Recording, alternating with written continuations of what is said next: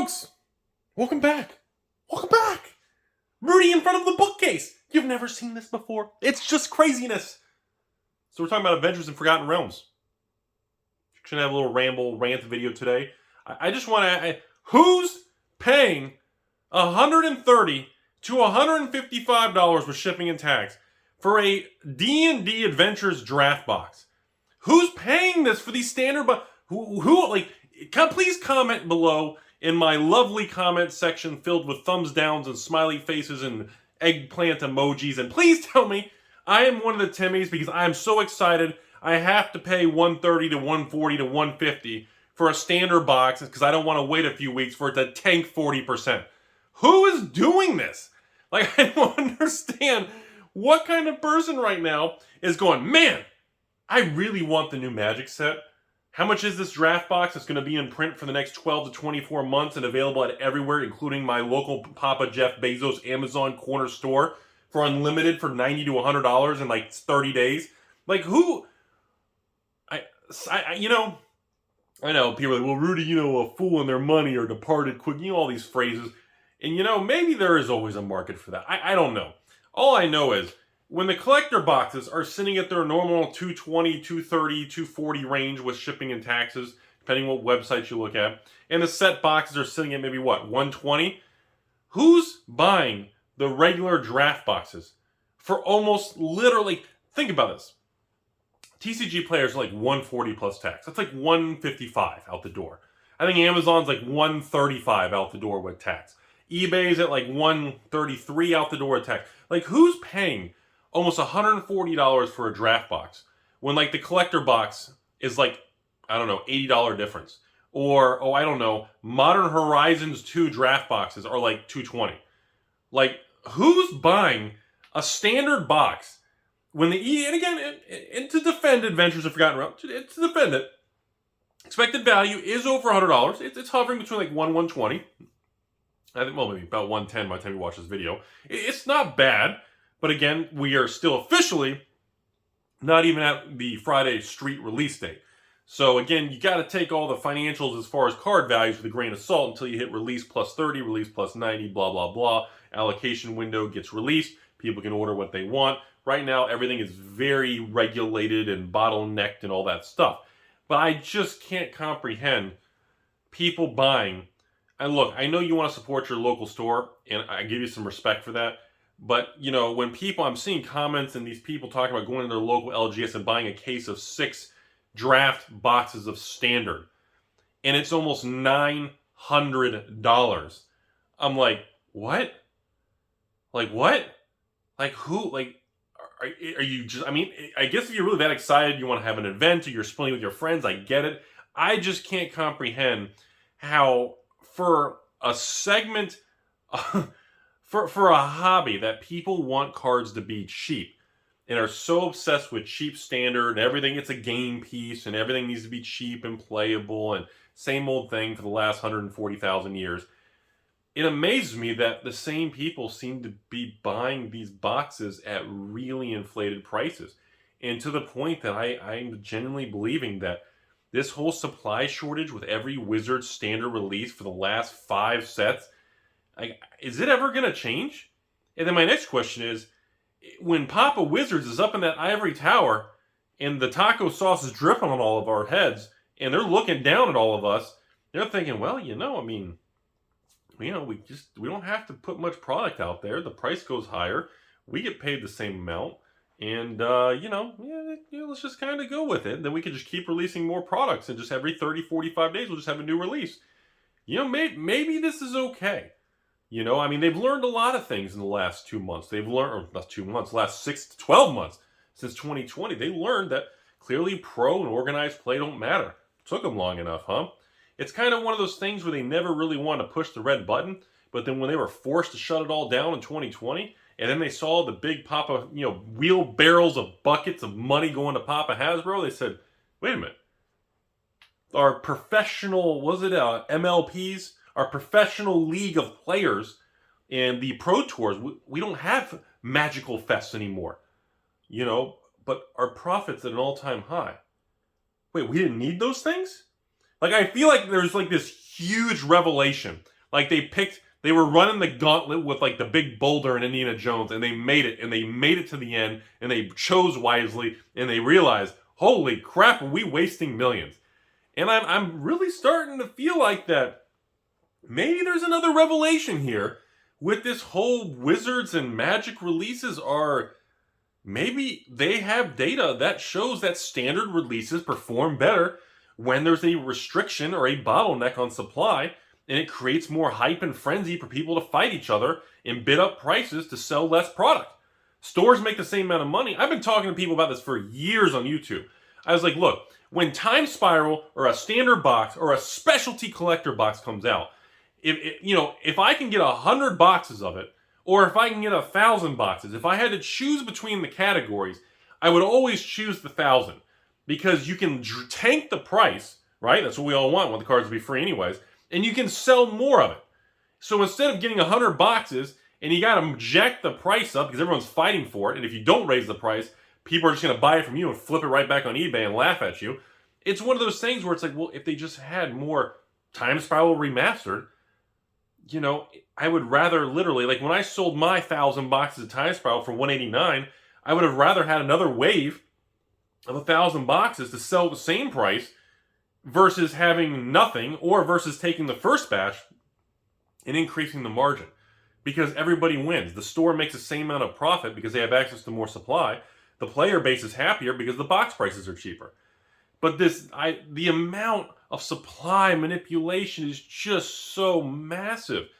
And I just don't feel, I have no confidence anymore that it's going to get corrected. Whoa, what was that in the back? Rudy, did you see Jumpstart? I know, you in the back. Timmy, you want me to talk about Jumpstart? Okay. Well, people said, well, Rudy, look at Jumpstart. The prices finally came down. Yeah, they did. I'm shocked by it. I'm honestly kind of happy by it, because now I feel like that if there's another 1 or 2 waves, like I can actually start sitting on some products since it's getting old. That's nice to see. And, I don't think it's a bad thing. Again, when Jumpstart hit a peak of, I saw, wasn't the peak like 200 or 250? There was like a window where Jumpstart was selling for like $220 plus tax and shipping on eBay. It was stupidly insane. And again, I know, the crazy green elf and the crazy green this, and all these cards are $80 and $100 and $40 and $30. I get it. The financial value of the secondary market was there. I get that's why it was being supported. But from someone who's just in the industry and it's a business, the financials don't really make much difference. And that's something I feel like there's a big disconnect between people who just want to play the game, game pieces, everything's cheap, and people who want to collect or keep sealed product. There's really not much long-term impact on whether or not there's a second wave or not. Like, that was always my thing. Like, the whole, there's no Time Spiral second wave, but of course, there's a second and third wave. It just, Amazon was got the word on the, I've heard rumors from 5,000 boxes to 20,000 boxes of Amazon selling Time Spiral. And I know what some of you are going to say. Actually, Rudy, that's all wrong. They're just resealing and shipping the same box over and over. Sorry, I know, too soon. Too soon, I apologize. Bad joke. It's fucking funny. I see those comments on the video like, Rudy, there was no Time Spiral Remastered restock for Amazon. They're just selling the same returns over and over, and it looks like they have a lot. And the same Timmy's going, yeah, I'm going to take another box. Oh, no. Oh, I'll take another box. Oh, no. Anyway, I know, bad joke. But hey, I'm trying to lighten it up, trying to have fun, folks. It is what it is. But that was my whole comment. I just wanted to make a ramble video here because I'm looking at these Adventures of Forgotten Realms, just the regular draft boxes. This isn't the collector box where there's only one wave and that's it. This isn't the set box that has the the list slots in like the different packaging. These are the regular draft boxes. And maybe they are going to phase out draft boosters sooner than we realize. If they don't really want Pro Tour drafting crazy play, I don't know. I thought the number one thing of selling product is they want to sell boxes, and the best way to sell boxes is to pump out draft boxes and let people open them, draft them, play them, flip them. But I thought that was the principle of it. But, maybe I just have a hard time believing in 5 years from now, we're still going to have a draft, a set, a collector, and a commander. I just have a hard time believing all of these categories will coexist in a long-term time frame. We all know deep down, something's got to give and adjust. And if we work for Hasbro and your job is margins and profit and gross sales, again, you're going to choose the collector box and the set boxes. Why would you sell draft boxes? You get the least amount of revenue, and you have to put more cards per box and per pack in it. So I still feel like that's like the underlying undertone of what they want, but no one really knows. But I just think it's, I don't know, maybe they feel like they can kind of subtly, that whole invisible hand economic thing where, the invisible hand of the market will always kind of move it and keep it efficient. Maybe that's the theory here.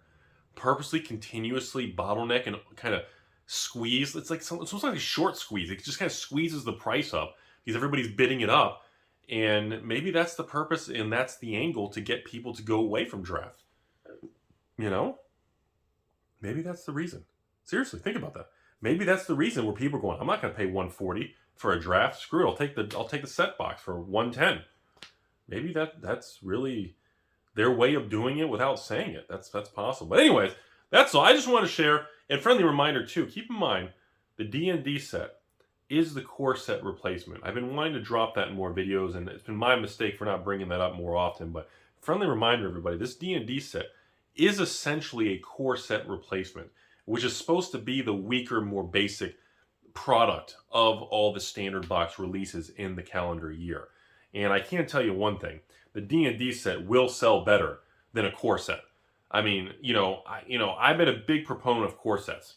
I've been dealing with core sets for a long time. The first core set I even did to patrons was Magic Origins for the $80 a box. Which, by the way, I got a market update video going, coming up pretty soon. Have you seen this? Magic Origins, $200 a box. Have you seen some of the Ixalan stuff? We actually do have some very bizarre modern era boxes, actually appreciating in value still, even in this kind of weaker market. Very strange stuff. But I think it's mostly the lack of supply, not really people dumping. But I just want to, I sold Magic Origins. I did core 2019, 2020, and 2021. And someone who has a lot of internal data and spreadsheets every month of all thousands of patrons and customers and people who do all the business and all, I look at all the data of everything. And I can tell you for a fact, to this date, the number 1 and 2 and number 3 selling sets that I even did in standard over the years on Patreon, by far, number 1 and 2, I think 1 and 2 best-selling standard sets I ever sold, the most of, and I couldn't keep in stock, was Throne of Eldraine, War of the Spark, and Dominaria. Those 3 sets, from the moment I started offering them online to patrons, it was, I ran out over and over and had to do 1 week shipping delays. It was just, I'd get a pallet, it was whoosh. Those 3 sets were by far the most highest selling ridiculous standard product. And I can also tell you, by far, the least amount of quantity product purchased for standard boxes was Core 2019. By far, Core 2019 sold like trash. I swear, 3% of the patrons bought it. It was, maybe not 3, maybe 5% sold. Let's see, yeah, something like that. It was awful. Core 2020, a little better than Core 2020 or 2019. I'd say Core 2020 was a little better at maybe 5 to 8% range that actually bought it. Core 2021 was it had its moments, but it sold decent for a few week chunks, when I first offered it, but it really didn't move much. Right now, I can tell you all for a fact, the set that's selling unbelievably bad is Kaldheim. I'm telling you all right now, and I've said this before, and again, we're how far are we? 12, 13, 14 minutes in the video? No one's watching anyways. I can tell you right now, Kaldheim is selling absolute garbage. I still sell Zendikar. Zendikar Rising, the 3rd Zendikar. And a lot of people asking about StrixHaven Draft, which again, Wizards is out of. I still can't even get it. It's freaking stupid unless I want 1 case of 6. What am I going to do with that? But yeah, it's really weird. Kaldheim is just the quantity of even patrons, I use that as a gauge, who are buying the product. It's terrible. It's terrible. And that leads me to believe that, we could experience some strange market behavior with these, where we could see products like Kaldheim cut off early.